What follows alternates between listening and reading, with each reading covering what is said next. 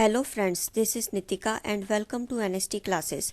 आज हम इस वीडियो में डिस्कस करेंगे concept and nature of social studies यानी अवधारणा और सामाजिक अध्ययन का स्वरूप। अगर वीडियो पसंद आए तो वीडियो को लाइक करें और शेयर करें। अपने विचार कमेंट करके बताएं। चैनल को सब्सक्राइब करना ना भूलें और नोटिफिकेशंस के लिए बेल आइकन जरूर प्रेस कर लें। चलिए शुरू करते हैं। प्रपोज्ड एपिस्टेमोलॉजिकल फ्रेम, ज्ञान पद्धति शास्त्र के ढांचे को प्रस्तुत करना। फर्स्ट पॉइंट है करिकुलम यानी पाठ्यक्रम वो ऐसा होना चाहिए कि जब स्टूडेंट्स उस करिकुलम के अनुसार स्टडी करें तो उन्हें हर स्टेट के स्थानीय लोगों के बारे में अच्छे से पता चले कि वे अपनी स्थानीय धारणाओं में राष्ट्र और राष्ट्रीय एकता के बारे में क्या सोच रखते हैं। सेकंड पॉइंट है करिकुलम को इंस्ट्रक्टिव यानी शिक्षाप्रद से अधिक सजेस्टिव यानी सुझाव देने वाला या विचारों को जागरूक करने वाला होना चाहिए। अगर टीचर्स इस तरह के करिकुलम के अनुसार बच्चों को पढ़ाएंगे तो बच्चे शिक्षा तो प्राप्त करेंगे ही, साथ में अपने विचारों को प्रकट करेंगे और अपने अपने सुझाव भी देंगे। इससे उनकी थिंकिंग पावर तो डेवलप होगी ही, साथ ही इमेजिनेशन पावर भी डेवलप होगी। थर्ड पॉइंट है यूटिलिटेरियनिज्म यानी उपयोगितावाद, मतलब ऐसा काम करना जिससे ज़्यादा से ज़्यादा लोगों को खुशी मिले। लेकिन इस पर से ध्यान हटाकर ऐसा भी सोचा जाना चाहिए कि सब लोग बराबर हैं, उन्हें समान रूप से ट्रीट करना चाहिए, जो इगैलिटेरियनिज्म का मीनिंग है यानी समतावाद। करिकुलम ऐसा होना चाहिए जो हर जाति, धर्म, वर्ग, स्थानीय लोगों के बारे में जानकारी दे, सबको इक्वली ट्रीट करे। फोर्थ पॉइंट है ऐसा सुझाव दिया जाता है कि सिविक्स यानी नागरिक शास्त्र नाम बदलकर पॉलिटिकल साइंस यानी राजनीति शास्त्र रखा जाना चाहिए। फिफ्थ पॉइंट है जब इंडिया में अंग्रेजों का राज था तब इंडियन स्कूल करिकुलम में सिविक्स एक सब्जेक्ट के रूप में था और जो भारतीयों के बीच राष्ट्रद्रोह की भावना को बढ़ाता था।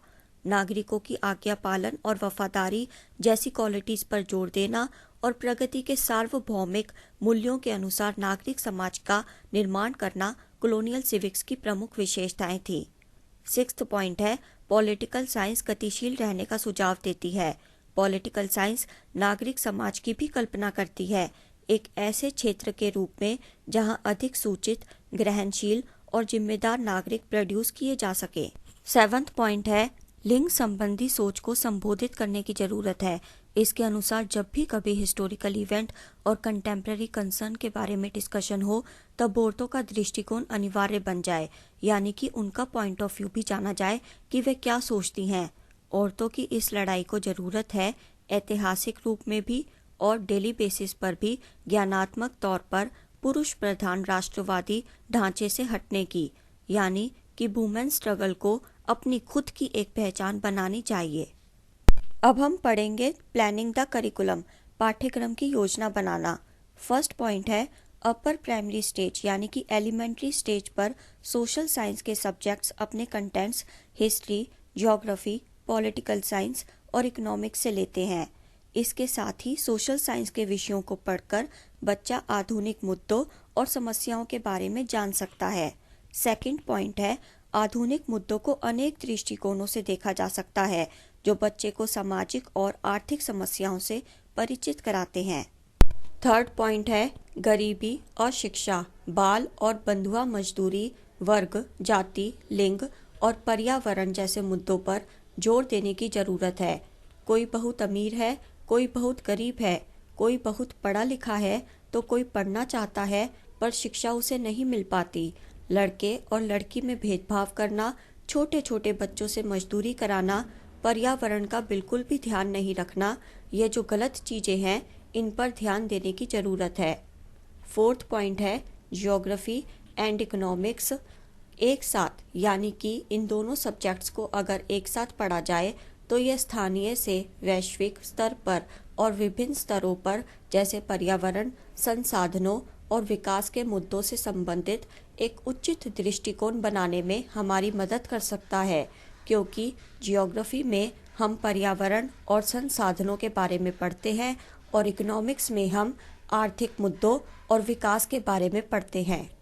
फिफ्थ पॉइंट है इसी तरह भारतीय इतिहास को अगर पढ़ाया जाए या पढ़ा जाए तो ये अनेकता और बदलाव पर जोर देता है और बच्चे इससे भी परिचित होंगे कि लोकल, स्टेट और सेंट्रल लेवल पर गवर्नमेंट कैसे बनती है और कैसे काम करती है।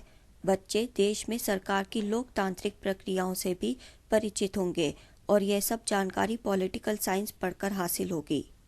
अब हम पढ़ेंगे approaches to teaching pedagogy and resources.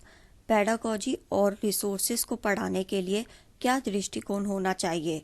First point है सोशल साइंस टीचिंग को पुनर्जीवित करने की ज़रूरत है, यानी सोशल साइंस को ऐसे पढ़ाया जाना चाहिए जिससे हर लर्नर को इंटरैक्टिव एनवायरनमेंट में नॉलेज गेन करने और अपनी योग्यताओं को डेवलप करने में मदद मिल सके। सेकंड पॉइंट है सोशल साइंस को पढ़ाते वक्त ऐसे मेथड्स को अपनाना चाहिए जिससे बच्चों की क्रिएटिविटी यानी रचनात्मक और एस्थेटिक्स यानी कलात्मक सोच डेवलप हो सके और आलोचनात्मक दृष्टिकोण डेवलप हो सके, यानी बच्चे किसी भी चीज़ को एक ही पॉइंट ऑफ व्यू से ना देखें, उस चीज़ के बारे में आलोचनात्मक दृष्टिकोण भी रखें और सोसाइटी में होने वाले परिवर्तनों को समझने के लिए बच्चे पास्ट और प्रेजेंट के बीच संबंध बना सके, यानी उन्हें ये समझ आए कि लोगों ने पास्ट से तरक्की करना शुरू किया और तरक्की करते करते कैसे अपने प्रेजेंट को सुधारा। प्रॉब्लम सॉल्विंग, बच्चे प्रॉब्लम्स सॉल्व कर सके। ड्रामाटाइजेशन, वे एक ड्रामा क्रिएट करके प्रेजेंट कर सके। और रोल प्ले, अगर उन्हें कोई भी रोल दिया जाए तो वे अपनी इमेजिनेशन के जरिए अच्छे से रोल प्ले कर सके। ये सब अब तक अज्ञात रणनीतियां हैं जो काम में लाई जा सकती हैं।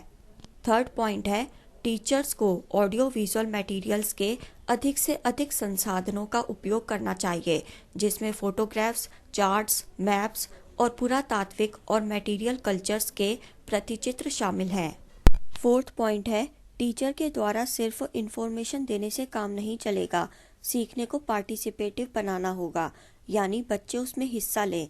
इसके लिए डिबेट और डिस्कशंस पर जोर दिया जाना चाहिए, जिससे बच्चों का माइंड डेवलप हो सके और सीखने का ये दृष्टिकोण लर्नर और टीचर दोनों को सोशल रियलिटीज़ के लिए जीवित रखेगा, यानी सामाजिक वास्तविकता से वे परिचित रहेंगे।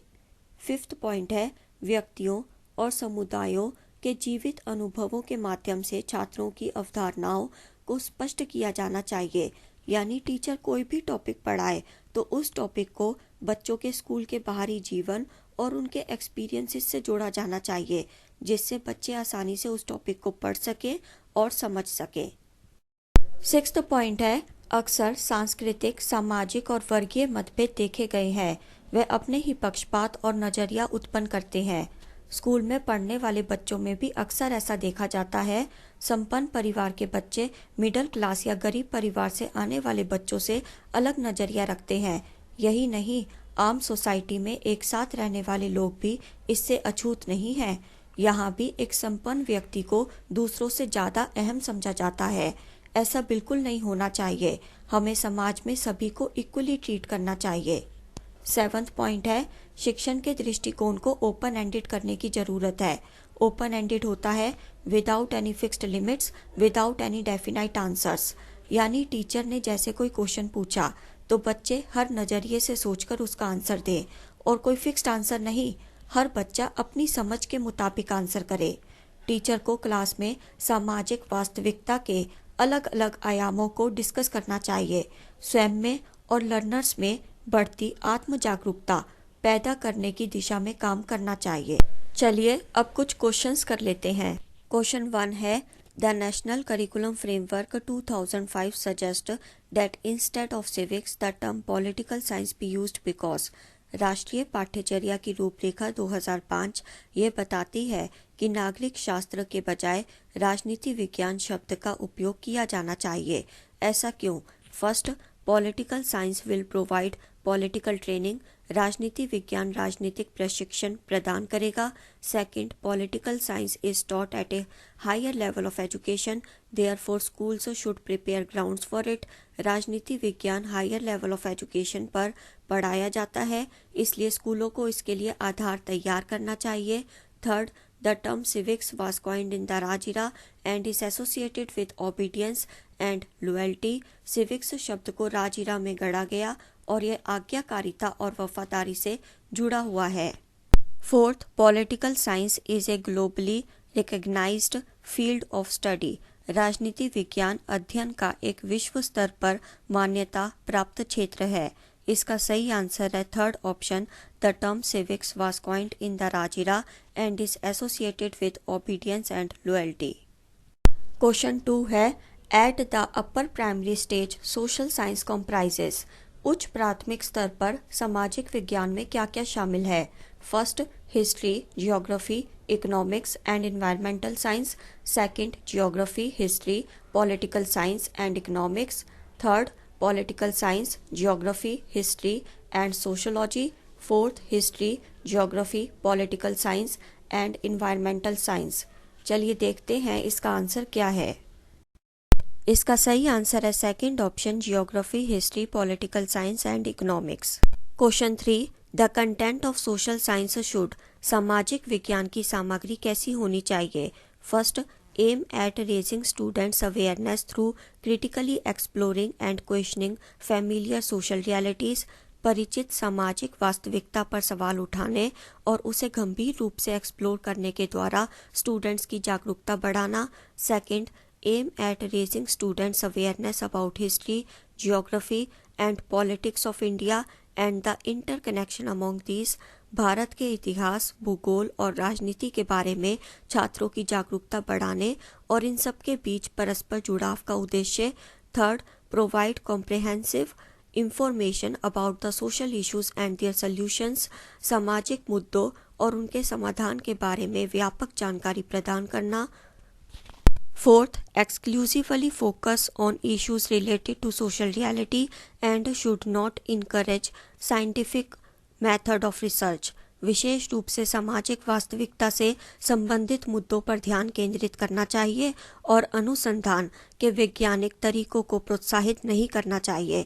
इसका सही आंसर है first option, aim at raising students awareness through critically exploring and questioning familiar social realities. Question 4 है, which of the following statements is correct about social science. सामाजिक विज्ञान के बारे में निम्नलिखित में से कौन सा कथन सही है? First, social science is not concerned with diverse concerns of society. सामाजिक विज्ञान का संबंध समाज की विविध चिंताओं से नहीं है। Second, social science less the foundation for an analytical and creative mindset. सामाजिक विज्ञान एक विश्लेषणात्मक और रचनात्मक मानसिकता की नींव रखता है।